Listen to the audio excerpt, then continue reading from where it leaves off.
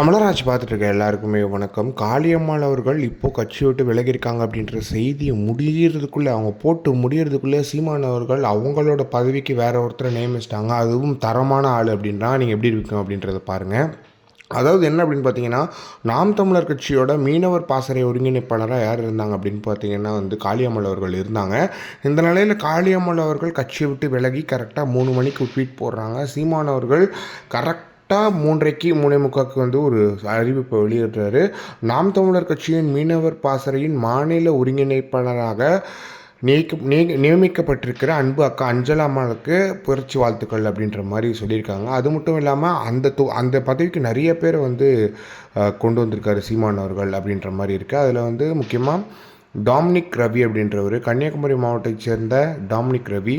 அதுக்கப்புறம் ஜெயன்ட்ரின் அப்படின்றது தூத்துக்குடி மாவட்டத்திலேருந்து ஒருத்தர் போட்டிருக்காங்க. அதுக்கப்புறம் குளோரியான் அப்படின்றவர் தூத்துக்குடி மாவட்டத்தில் போட்டிருக்காங்க. அப்புறம் ஃபெட்ரிக் பிரகாஷ் அப்படின்றவர் நாகப்பட்டினம் மாவட்டத்துலேருந்து போட்டிருக்காங்க.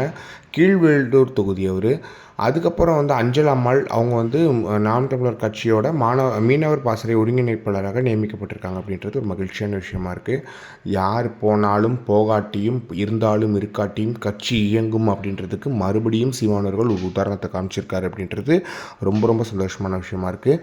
அதுக்கு இப்போ நீங்கள் ஒரு விஷயத்தில் தயாராக இருந்திருப்பீங்கள்ல, காளியம்மாள் அக்கா தயாராக இருந்திருப்பாங்க. சரி 3 மணிக்கு ட்வீட் போடுவோம் அப்படின்னு தயாராக இருந்திருக்காங்க. 3:45 அந்த பதவிக்கு வேறு ஒருத்தர் வந்துட்டாங்க அப்படின்றது ரொம்ப சூப்பரான விஷயமா இருக்குது. இதை பற்றி நீங்கள் என்ன நினைக்கிறீங்க அப்படின்றத மறக்காம கமெண்ட் பாக்ஸ்ன்னு சொல்லுங்கள்.